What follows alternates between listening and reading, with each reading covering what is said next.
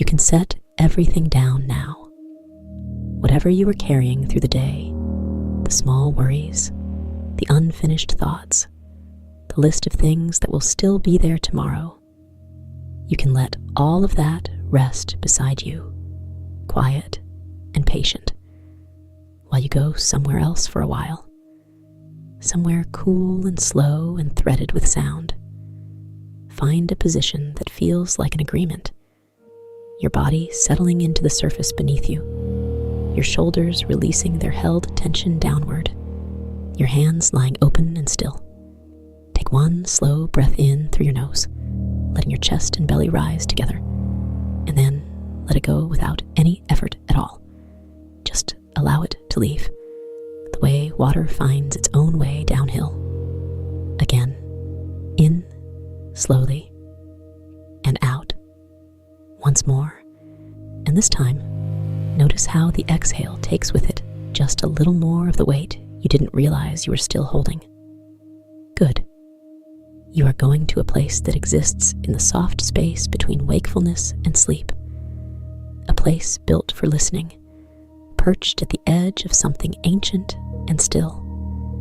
The air there smells of rain-wet stone and something faintly green, faintly mineral. The way the earth smells after it has been breathing quietly all day and is just now beginning to exhale. The light there is amber and low, flattening against gray stone walls, pooling warmly in the hollows of old carved steps. There is no hurry there. There never has been. Let your eyes be soft behind their lids. Let the sounds around you, wherever you are right now, simply become background. The distant hum of the building, the occasional shift and sigh of the night. And let those sounds slowly, gradually, begin to sound like the sea. Far below. Patient, slow.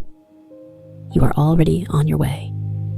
The path arrives beneath your feet before you fully notice you are walking. It is made of flat gray basalt, each stone worn smooth by years of careful footsteps, fitted together with the kind of unhurried precision that comes from people who are not trying to finish quickly, but trying to finish well. The stones hold warmth from the afternoon. You can feel it rising faintly through the soles of your feet, a residual heat stored in volcanic rock, the way memory is stored in old wood. Even now, as the amber light flattens and softens against the caldera walls above you, the stone beneath you is still giving back what the day gave it. You are standing at the lowest entrance to the Amaranth Tide Observatory garden. Before you, terraces rise in wide, shallow steps, one, then another, climbing the inner wall of the caldera in a slow spiral, each level home to a different arrangement of plants and copper and stone. The whole thing is perhaps the size of a village square when you account for all its levels combined, but the terracing creates the impression of something much larger, a landscape folded into itself, full of small distances and intimate corners. You can see the paths threading upward between beds of deep green sedge and low cushions of moss, and here and there, where the plantings open, you catch glimpses of the shallow copper dishes, wide and still, tilted at gentle angles toward the sky, their surfaces carrying the faintest greenish patina of age. The air is cool, not cold, not the kind of cold that contracts or tightens, but the pleasant, thoughtful cool of a place that has never fully warmed, that keeps a certain temperature the way a deep library keeps a certain quiet.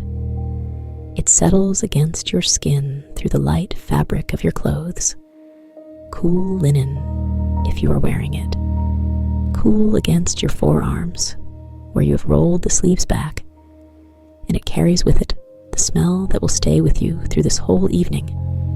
Wet caldera rock, faintly mineral, like stone that has been breathing mist for centuries. Underneath it, something else.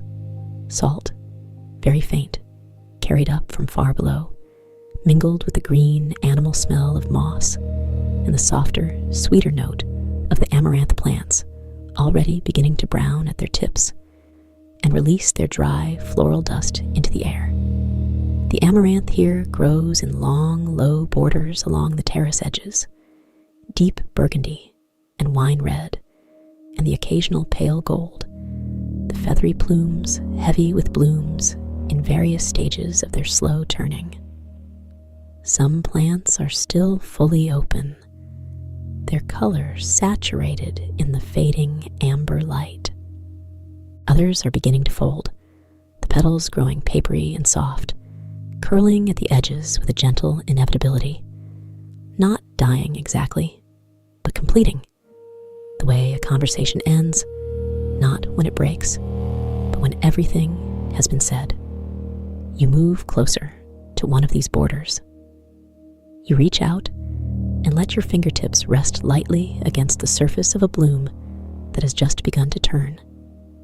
And you feel it immediately, the waxy, cool texture of amaranth petals, smooth in one direction and slightly textured in the other, the way velvet works. The petal gives slightly under your touch without tearing. It is still supple, still holding a little of its living quality. You let your hand fall back to your side. From somewhere below, not immediately below, but far below the Caldera's old stone floor, below the roots of the island itself, you can hear something. You might have missed it if you were not already beginning to be quiet inside.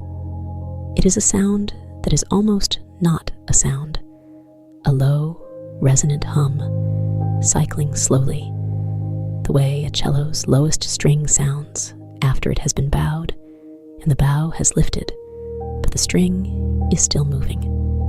It rises through the stone beneath your feet first, and then you hear it also rising through the copper dishes scattered across the terraces, caught, amplified, channeled upward through all that carefully tended metal and moss, the whole garden tuned over generations to hold this particular frequency and send it into the air. The ocean, far below the caldera, moving in its slow, enormous, patient way. The garden is listening to it. And now, so are you. The tender appears from between two tall plantings of sedge on the second terrace. Not suddenly, not startlingly, but the way objects appear in fog, gradually becoming distinct from their surroundings as you look at them longer. They are wearing a linen work coat, the color of unbleached grain, the fabric worn to a perfect softness at the collar and the cuffs, the pockets slightly misshapen from years of carrying small, useful things. Their movements are unhurried in the way that very experienced people's movements tend to be, not slow exactly, but economical, without waste, each step and gesture placed with the offhand ease of deep familiarity. They carry two things: a woven basket, wide and shallow, lined with something pale, and a small brush, the kind made with horsehair, the handle worn smooth and dark. They do not speak. They do not seem to require it. They move to the first copper dish on this level. It rests between two cushions of sedge in a carved stone cradle, tilted perhaps 10 degrees toward the sky. And they crouch beside it with the ease of someone who has crouched beside this exact dish hundreds of times. And they begin to work the horsehair brush in a slow circular motion around the interior rim. You can hear it from where you are standing. A soft scrape of horsehair on metal, barely there, rhythmic, the sound of careful attention applied to a surface that rewards careful attention. A few dried fragments of vegetation fall away. a pressed leaf, a scatter of petals, the husk of something tiny that drifted in on the evening wind. The tender holds the brush still for a moment and listens, ear tilted toward the open bowl, and you watch their face take on the quality of held attention. Not concentration exactly, more like a receptiveness, an emptying out. The hum from below rises clearly through the dish in this moment, and you can hear it more clearly too. A tone that is slow and rounded at its edges, cycling up through its phrase and back down again, patient as breathing. The tender nods, very slightly. They take a small cloth-bound ledger from their coat pocket. It is the color of old sage, the cover worn soft at the corners, a blunt reed stylus tucked into its spine. They open it with the ease of long habit and make a mark or two, unhurried, holding the ledger in the palm of one hand while the other holds the stylus. You can barely see what they write. This is not for you to read, not yet. It is enough to watch the motion, slow, deliberate strokes, the reed moving across the page in a way that suggests notation rather than language, symbols for the particular pitch and breath of the ocean on this particular evening. They close the ledger, tuck it back into their coat, and move on. You follow, at a comfortable distance, in no hurry at all. The path curves slightly as it rises from the first terrace to the second, and as it curves, you pass through a low archway of training wire strung with a climbing plant you don't quite have a name for, something with small round leaves of deep blue-green, each one cupping a tiny bead of fog moisture at its center. The leaves brush your forearm as you pass through, releasing a faint, cool dampness and a smell that is somewhere between cucumber and rain. It clears away almost immediately, replaced again by the mineral richness of the Caldera air. But for a moment, it was there, another layer in the breathing atmosphere of this place. The second terrace is wider than the first. The amaranth here grows in longer borders, and some of the plants have gone further in their turning. The blooms dried to a deep maroon velvet, the plumes arching downward with the gentle heaviness of spent flowers. The tender moves along this border with their basket, pausing at each plant, and with 2 fingers, they pinch away the spent blooms at their stems, a clean, practiced motion, and lay them into the basket. You can see the petals already gathered there, a soft pile of burgundy and wine and pale gold, their texture visible even from this distance, waxy and cool, slightly folded, the preserved softness of things that have finished their living. You find yourself moving to the border and doing as the tender does, reaching into the plant, finding the spent blooms with your fingertips, feeling the waxy, cool texture of amaranth petals between your fingers as you pinch and lift. The motion is simple and satisfying in the way that simple, repetitive tasks often are. The slight resistance of the stem, the clean give, the whisper of motion as the petal falls into the basket. Again and again. The border is long, and there is no hurry, and you let yourself fall into the rhythm of it without thought, your fingers finding bloom after bloom, the basket filling slowly with soft color. Somewhere to your left, half hidden behind a mass of sedge, one of the copper dishes catches the evening wind, and a long, low tone emerges from it, barely there, at the lower edge of hearing, the kind of sound that is felt as much as heard. The hum of the ocean, translated through metal and air. It rises and holds for a moment, that cycling phrase, and then fades back into the ambient voice of the garden. The sedge whispers. A slow wind is moving upslope from the caldera floor, not forceful, barely more than a breath, but steady. And it catches the sedge along the path edges and sets it moving in a soft, collective rustling, all the long blades bending in the same direction, and then easing back, a motion like the slow turning of shallow water. The whisper of sedge grass in this slow upslope wind is a constant companion here. You will find it underscores everything, provides a texture of sound beneath the hum of the ocean and the soft scrape of the brush and the silence between.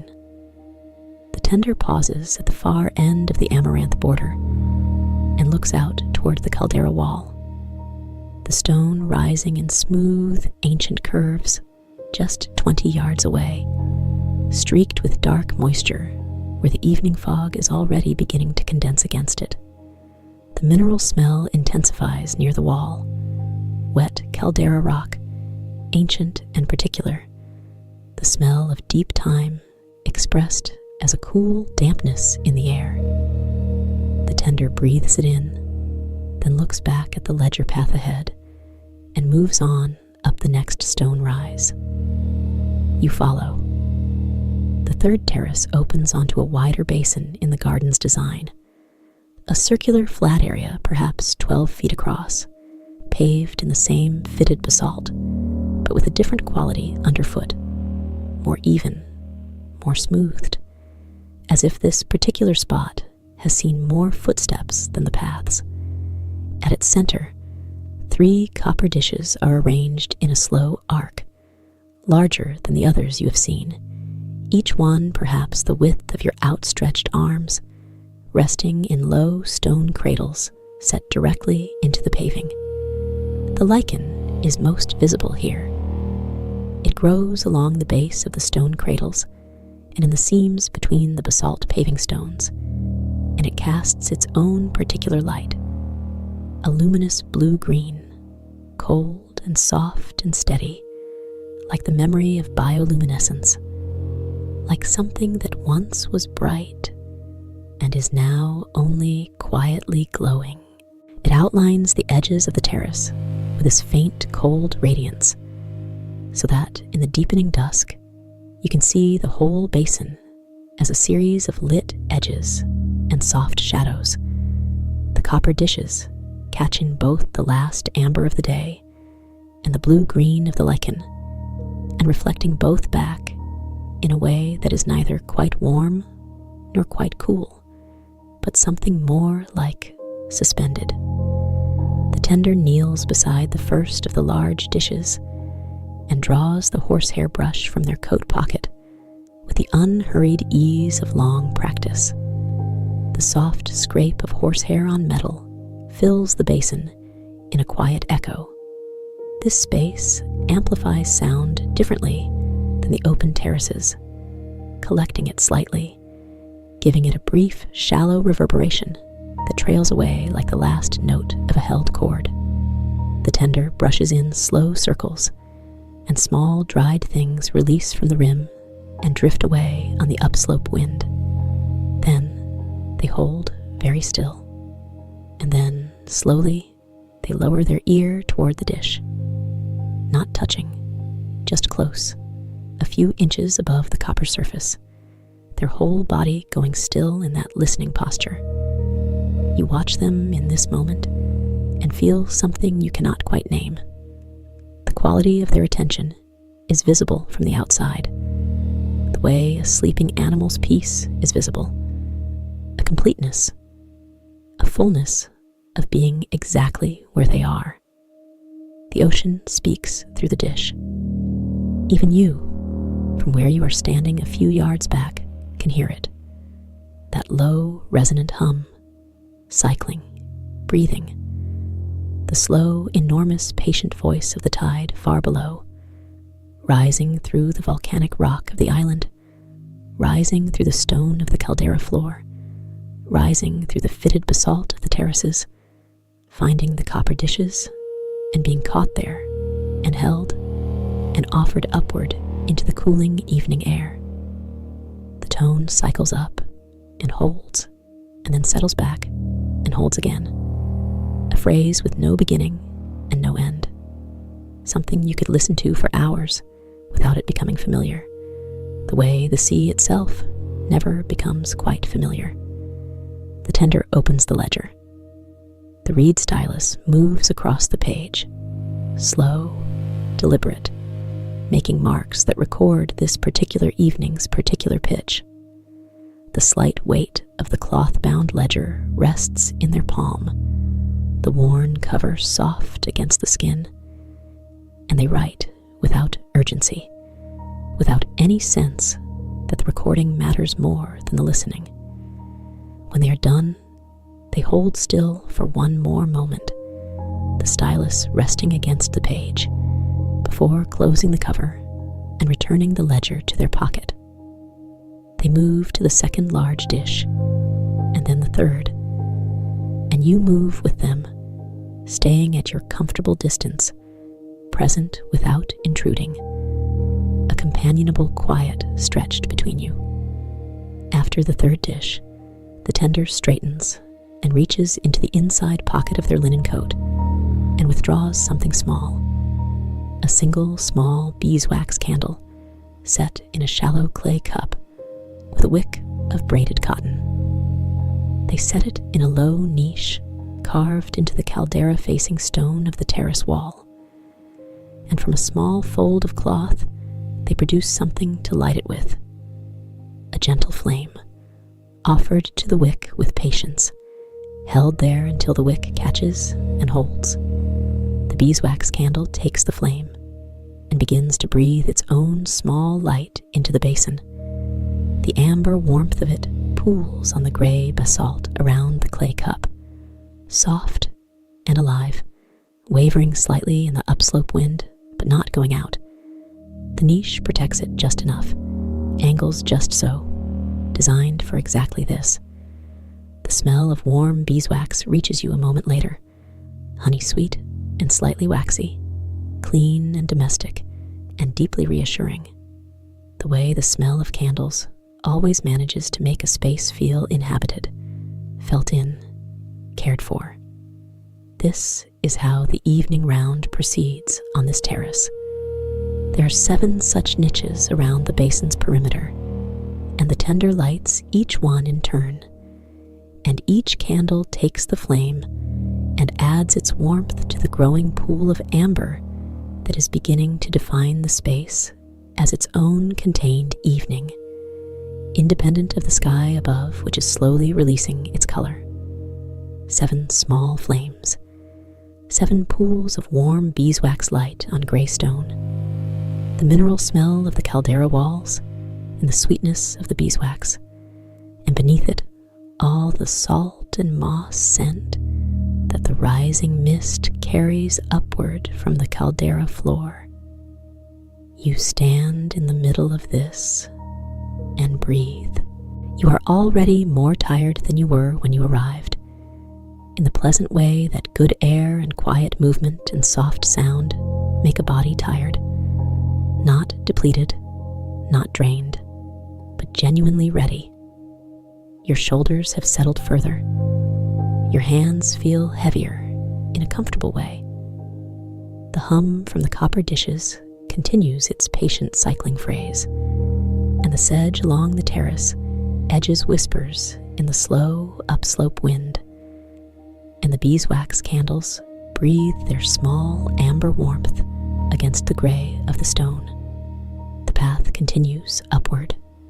Between the 3rd and 4th terrace, there is a long flight of shallow steps, perhaps 40 in all, cut directly into the caldera wall and worn to a beautiful smoothness by years of the tender's footsteps and the footsteps of all the tenders before.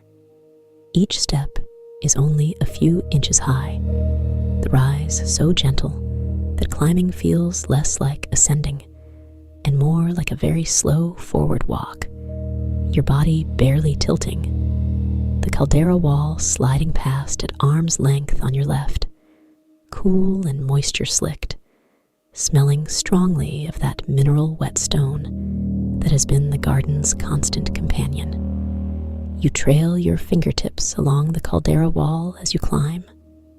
The stone is cool and slightly damp under your hand, not wet exactly, not dripping, but carrying the moisture of the evening fog that has been condensing against it since midday. It is smooth where it is smooth and rough, where ancient flows cooled irregularly, and your fingertips read these variations the way you might slowly read a page in the dark, not understanding exactly, but receiving. The mineral smell rises more strongly where you touch, released by the warmth of your hand against the stone. A smell of iron and salt and deep cold and long time. The lichen grows more densely here, between the steps and along the wall beside you.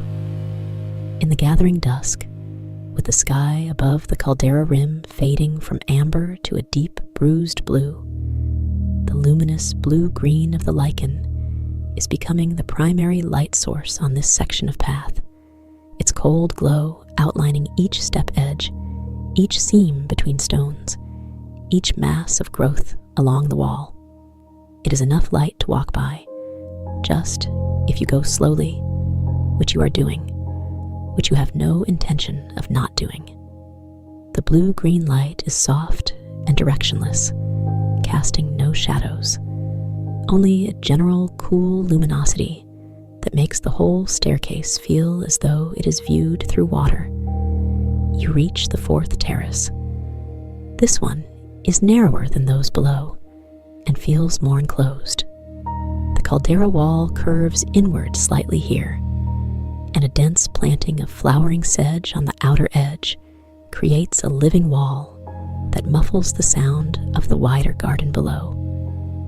It is a quieter terrace, more internal somehow, and you notice that the copper dish here is the smallest you have seen, barely the size of a serving bowl, its patina the thickest and greenest, its surface bearing the gentle concavity of a dish that has been brushed clean thousands of times.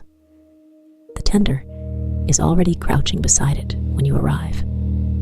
The horsehair brush moves in its slow, practiced circles, the soft scrape of horsehair on metal, hushed in this more enclosed space, almost intimate. The small, dried things that fall from the rim are swept aside with the same patient care as before. Nothing is rushed. Nothing is treated as negligible.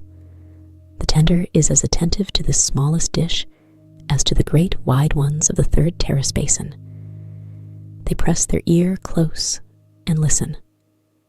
Here, the ocean's voice is different, not because the ocean itself has changed, but because this small dish gathers and concentrates differently, and what you hear rising from it, even from your standing distance, is less a hum and more a sustained tone, something with more pitch than breadth, like the note of finger traces from the rim of a crystal glass. Clean, sustained, cycling slowly, but with a different quality, higher, cleaner, the same patient ocean expressed through a different aperture. The tender opens the ledger and writes, 1 mark, 2, a pause, and then a third, the stylus held lightly, leaving the particular impression that comes from a hand at rest rather than a hand pressing. The cloth-bound ledger sits with its slight familiar weight across their palm. The worn, sage-colored cover softened to something closer to gray in the blue-green light of the lichen. The tender reads what they have written, not to review it, you sense, but to say goodbye to it in some quiet way, acknowledging the note before moving on. They close the ledger, and then they do something they have not done at any of the previous dishes. They sit, not fully, not settling in for a long rest, but a brief, thoughtful lowering onto the stone lip of the dish's cradle, their hands resting on their thighs, their face turned out toward the open air of the garden below, where you can now see all 3 terraces you have walked through. The beeswax candles in their niches burning their small amber warmth into the thickening dusk, the copper dishes glowing faintly. The amaranth borders a dark wine-red smudge in the fading light, the sedge whispering its constant patient whisper in the upslope wind. You sit too, on the smooth, low wall beside the sedge planting. The stone is still warm from the afternoon, even here on this higher terrace, and the warmth rises into your legs and your lower back with a quiet, gentle insistence. Not heat, just the stored patience of stone that has been holding the sun's gift all day and is now giving it back. You sit. The garden breathes around you. Below, the copper dishes on the first and second terraces hum their cycling phrases. You can hear them very faintly from here, layered over each other at slightly different tones, the whole creating something that is almost musical, but not quite, more like the space around music, the resonance after the note rather than the note itself. The beeswax candlelight pools amber on gray stone 7 places on the 3rd terrace. The lichen glows its cold, patient blue-green along every edge it has colonized, outlining the world in faint luminosity. The upslope wind moves through the sedge in its slow, collective whisper, and the mineral smell of the caldera walls is stronger now as the evening cools. And from somewhere very far below, not from the dishes this time, but from the actual moving world beneath the island, you hear, or perhaps feel, the ocean's deepest voice, the lowest note of the tide, the one that is not quite sound, but is not quite not sound. It arrives in your chest more than your ears. It is steady. It is patient. It has been sounding since long before this island existed, and it will continue after. And in this moment, it is here, in this garden, in this cooling air, in this gathering blue of the evening, rising through all that attentive stone and copper to be acknowledged and noted by a quiet figure in a linen coat who has been listening to it for years and will listen to it again tomorrow and the day after. You breathe with it without meaning to. Your inhale finds the space where the tide rises. Your exhale finds the space where it settles back. In and out. In and out with the ocean's patient cycling, your breath synchronized to something so old and so large that it makes your small daily urgencies feel very distant. Not unimportant, just distant. The way they look from the window of an airplane when you see the whole landscape of your life laid flat and small and perfectly contained. The tender rises, unhurried, and you rise with them. The 5th terrace is reached not by a staircase, but by a ramp, a long, gradual slope of fitted stone that curves around the inner caldera wall, rising so gently that you barely sense the altitude changing until you look back and see how far below the lower terraces now are. The ramp is wide enough to walk 2 abreast comfortably, and its outer edge is lined with a continuous mass of the luminous lichen, so that the whole path is edged in blue-green, the cold, gentle glow constant and reliable, and just sufficient. Here, between the 5th and 6th terraces, the tender pauses at a small stone alcove set into the caldera wall. Inside the alcove, sitting on a low shelf carved into the stone, is a copper watering can, tall and slender, its spout long and curved, its body smooth with use. The tender lifts it with both hands. You can see from the slight adjustment of their posture that it is full, satisfyingly heavy, and carries it out onto the terrace. The fifth terrace is planted almost entirely with lichen, not the low, seam-growing lichen of the lower terraces, but a cultivated planting. Wide, flat pads of it, arranged across the terrace in long, undulating drifts, each pad the size of a dinner plate or a book, their surfaces varying from the deepest blue-green to a lighter, almost turquoise shade at the growing edges. The whole terrace glows.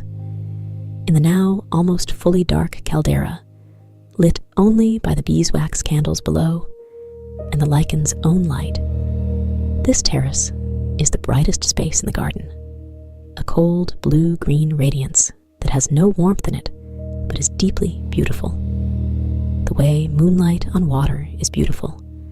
The way phosphorescence in a night sea is beautiful. The tender moves along the lichen beds with the copper can. The spout delivers a gentle, spreading flow, barely a pour, more like a sustained drip laid in a slow line across each pad's surface. The lichen darkens slightly as the water touches it, deepening in color, and its light intensifies fractionally, the way a fire grows when you add a small, careful log, not blazing, just brightening, a quiet and contained augmentation. The water that is not absorbed by the lichen trickles along the terrace in small paths, finding the channels carved into the stone for exactly this purpose, running along them in thin silver threads and disappearing at the terrace edge to continue downward through the caldera's patient drainage. You can smell it. Water on lichen has its own smell, slightly green, slightly animal, the moistness of it releasing the lichen's particular mineral salt, carrying with it the upslope wind's contribution of the sea. The salt and moss scent that is threaded through this whole evening is strongest here, in this moment, on this terrace full of living light. The tender waters, each bed in turn, moving unhurriedly along the rows, the copper can growing gradually lighter as it empties. When it is empty, they return it to the alcove with the same care with which they lifted it. Both hands, a gentle placement. The can returned to the exact spot it occupied before, a small, orderly continuation. They open the ledger one more time on this terrace. They write something, a brief notation, just a few marks, acknowledging the evening's lichen light, its particular intensity, some quality of the color that varies night to night and deserves to be recorded. The stylus moves slowly across the cloth-bound page, the slight weight of the ledger familiar in the palm, a small moment of documentation in a long history of such moments, each one adding a line to the record that stretches back through other hands to a time when this garden was just beginning to understand what it was for. The tender looks up from the ledger and stands very still for a moment, looking out over the cold, beautiful glow of the lichen terrace, and you stand still beside them. The ocean hum rises from the copper dishes below. You can hear it even from here, faint but continuous, the cycling low resonance of the tide making itself known through metal and stone and air. The sedge on the terrace below whispers in the slow upslope wind. The beeswax candles in their niches burn their steady amber warmth. And here, on the lichen terrace, the cold blue-green light breathes with the life of the plants that make it, and the salt and moss smell moves through the air, and the caldera walls rise in smooth, ancient curves around everything, holding the garden inside them like a hand holds something small and valued. The sixth terrace holds the amaranth most fully. Here the plants are tallest, some reaching past your shoulder, and the most varied in color, burgundy and deep magenta, and wine and gold, and a dusty pale rose that in the lichen's cold light reads almost silver. The terrace is a forest of them, in the way that a garden can create a forest, and walking into it, you lose sight of the caldera walls briefly, and the world becomes only these tall plants and the paths between them, narrow and winding, the stone warm underfoot, the blooms at the level of your face. You move through the amaranth slowly as the tender moves through it. Your basket is almost full now. The petals gathered from the lower terraces have built to a soft, mounding heap, the waxy, cool texture of amaranth petals filling the space. Their weight barely there. Their colors deepened to near black in this light, but beautiful still. On this terrace, you gather more. The spent blooms are thicker here, and the tender pauses often, pinching each one free with the same clean, practiced motion, laying it gently into the basket. You pinch and lay, pinch and lay. The repetition of it is its own form of rest, the mind stepping aside and allowing the hands their simple, patient work, the way it does in the best kind of tiredness. The amaranth smells strongest here, the dry floral dust of spent blooms, released into the still air of the terrace forest, mingles with the mineral caldera smell and the beeswax from the candles on the terrace below, and the salt and moss of the rising mist. And what you breathe in standing here, in the middle of the tall wine-red plants, is somehow the entire evening expressed in scent. The whole garden gathered into a single deep inhale. You breathe it in. You let it go. A copper dish is set among the amaranth here, nearly hidden. You almost walk past it before the tender's quiet, purposeful movement toward it draws your attention. It is medium-sized, older looking than some of the others. Its patina the thickest and most varied, green and blue, and a faint brown at the center, where the metal is most exposed, a map of years recorded in oxidation. The tender crouches and draws the horsehair brush. The soft scrape of horsehair on metal, here in the amaranth, is a different sound than on the open terraces. The tall plants absorb it, soften it further, so that it barely travels a few feet before dissolving. A private sound, a sound for this dish and this tender and this evening. The tender listens, and from this dish, rising through the tall amaranth into the still air of the terrace forest, the ocean's voice comes in a tone you have not heard from any of the other dishes. Fuller, warmer, something between the clean crystal note of the small fourth terrace dish and the broad cycling hum of the large basin dishes. This dish has found a middle octave, a voice that sounds almost like a throat, almost like a room, and you feel the resonance of it in your sternum, a low, pleasant vibration that is both heard and felt, and that settles something inside you without your quite knowing what was unsettled. You stand in the amaranth and feel the tide, far below, patient, slow, cycling. The tender opens the ledger and writes. 3 marks, a pause, 2 more. The slight weight of the cloth-bound book rests in the palm. The worn sage cover, the soft old smell of cloth and reed, and the faint mineral the pages have absorbed over years of being opened in this air. The stylus finishes.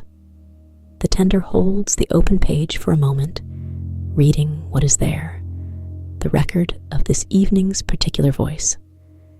Then the ledger closes. Quietly. The highest terrace is reached through a final short stair, just 12 steps, steep enough to feel like arrival. And when you come through onto it, you understand why it is last. It is the smallest terrace and the most open. The caldera walls do not reach here, or rather, the terrace sits at the very rim, where the ancient volcanic lip levels out and allows, for the first time, a view outward over the island's outer slope, and then the sea.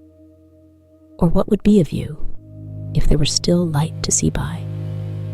But the sky is now fully dark above, the stars emerging in their slow, patient way through the thinning upper mist, and the outer world beyond the Caldera Rim is only an impression of darkness and distance, and the very faint, very far below sound of waves meeting the island's base.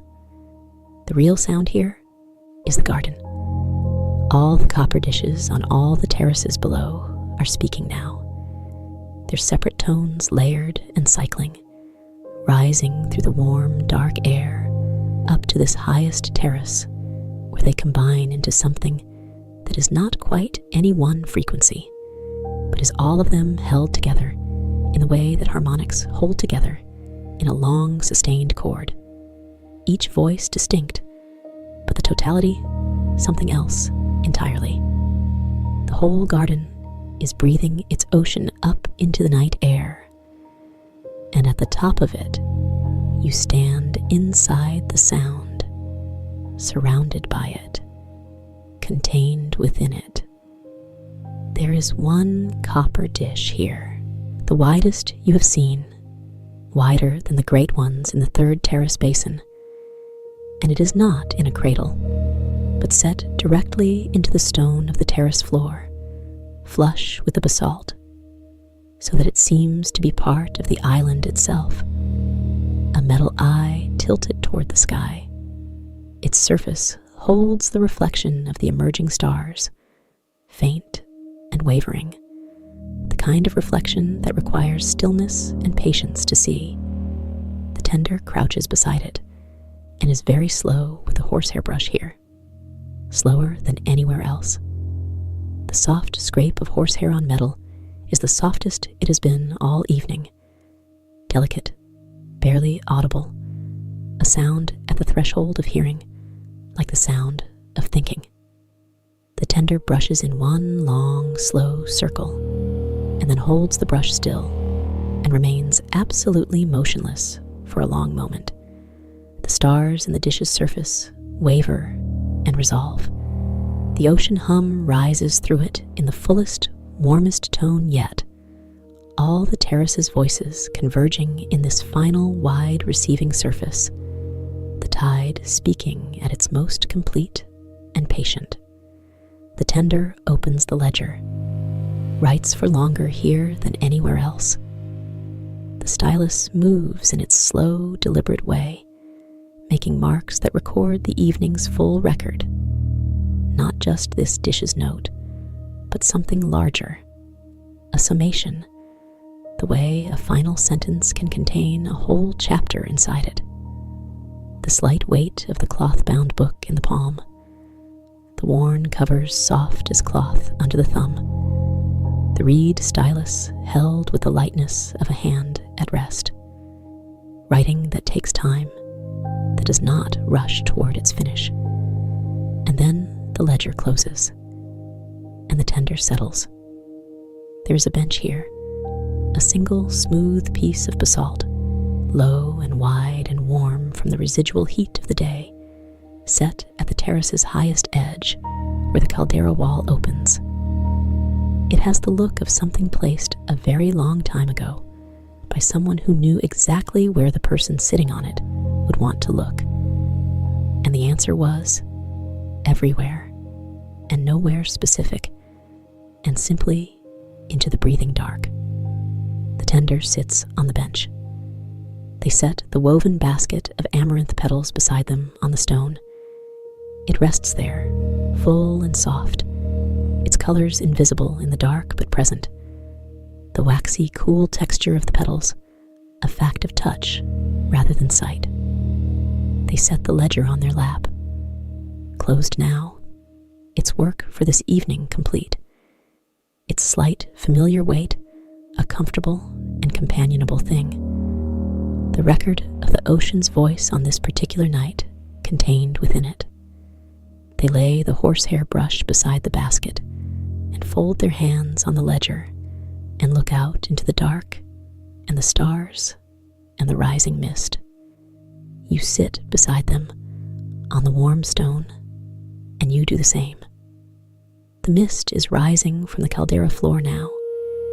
You can see it ascending past the lower terraces, soft and white in the lichen's blue-green glow, moving upward in slow, deliberate drifts, carrying the salt and moss scent that has been this evening's constant companion. It rises past the third terrace, where the beeswax candles still burn in their niches, warm amber warmth pooling on gray stone, the small flames steady and unhurried. It rises past the amaranth on the sixth terrace, the tall wine-red plants disappearing into it from the roots upward, becoming silhouettes, becoming suggestions, becoming part of the night. The mist carries the garden's voice as it rises. The hum from the copper dishes floats upward in the white drift, not distorted by it, but borne along, the way scent is borne along by water vapor, arriving at where you sit already softened and distributed, no longer a note from a specific dish, but a general tone, a quality of the air itself, the low, resonant hum of the ocean, carried through centuries of careful cultivation, arriving at the highest terrace as a presence rather than a sound. You breathe. Your body is heavy now in the way it gets when it is ready. The pleasant, earned heaviness of a day's end, of a long, quiet walk, of hours spent in clean air, doing gentle, purposeful things. Your hands are cool from the evening air. Your back is warm from the basalt bench. The slight weight of tiredness settles across your shoulders and your chest like a slow press of warmth. Not uncomfortable, quite the opposite. The weight of being truly ready for rest. The ocean hums. The sedge whispers below. Somewhere in the rising mist, the beeswax candles burn their amber warmth on gray stone. You stay on the bench for a long time. The mist rises past you and then beyond you, and the stars are sometimes visible and sometimes not, and it does not matter, because you are not watching for anything in particular. You are only being here, which is enough, which is more than enough. The tender beside you is still, very still, the way someone is still when they have arrived at the place they were trying to reach and are simply there now, fully, without remainder. The ledger rests with its slight weight on their lap. Their hands are folded. Their breathing is slow and even. You match your breathing to theirs without trying to. In, out, slow, even. The ocean's voice cycles below, up through the stone, up through the copper, up through the mist, up to here. It is lower than it was, slower. The tide is in its long turning, moving from one phrase to the next in its ancient, patient way. And the note the garden is singing tonight has dropped a fraction, has settled into something deeper, something that is less heard now and more simply present in the body, in the chest, in the slow rise and fall of breath. The amaranth petals in the basket beside you carry no scent you can name distinctly anymore. They have become part of the atmosphere, their dry sweetness absorbed into the mineral salt of the mist and the warm beeswax from below and the cold green of the lichen. If you reached out and touched them, and you might, your hand moving of its own quiet inclination, you would find the waxy, cool texture of amaranth petals between your fingers, soft and real, the velvet press of spent blooms still holding some quality of the living plant they came from, but your hands are still, resting in your lap, the way hands rest when they have done what they needed to do and are ready for the night. The mist thickens. The lower terraces are no longer visible. They are inside the white now, the beeswax candles reduced to amber blooms in the fog, warm and diffuse, more felt than seen. The copper dishes are somewhere below in the mist, still humming, still gathering the ocean's slow voice and sending it upward. But the sound now arrives already soft, already diffused, the way music sounds through a closed door, present, recognizable, a comfort rather than a detail.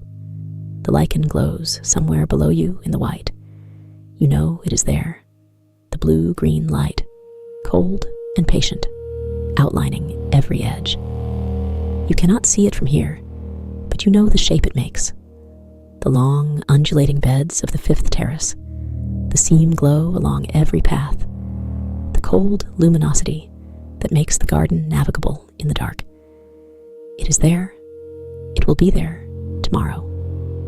The stars have mostly disappeared into the high mist now.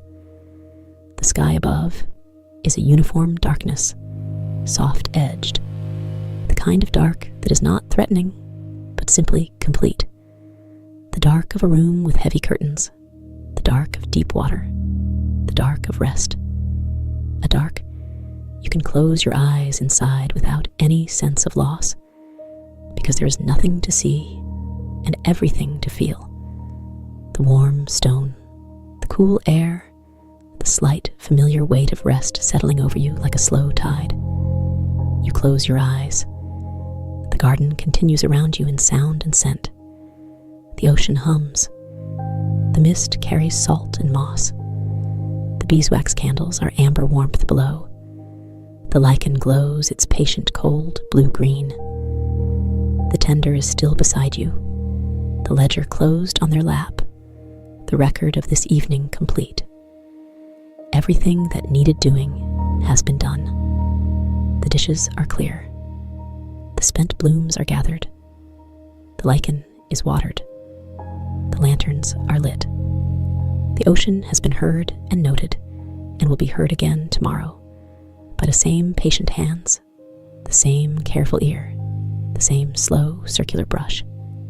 For now, there is only this. Your breath is very slow. In, out. The ocean hums below. You can barely hear it now. Or perhaps it is that the sound has become indistinguishable from your own breathing, from your heartbeat, from the slow, dark tide of your own body preparing for sleep. The warm beeswax light, the cool linen, the slight weight of rest, the mineral smell of wet stone, the whisper of sedge, very far away now, the amaranth, the copper, the mist rising. Everything is slow. Everything is soft. The ocean is patient. It has been speaking for longer than there have been people to hear it. It will speak after you wake. For now, it is simply a presence in a deep stone, a vibration at the very low edge of what can be felt, cycling its patient phrase, rising and settling, rising and settling. You are settling. The garden breathes. You breathe with it. In, out. The tender is still beside you. The ledger rests. The candles burn amber on gray stone. The lichen glows. The sea speaks its slowest note. You are here. You are warm. You are held by the stone of an old island. The mist is around you now.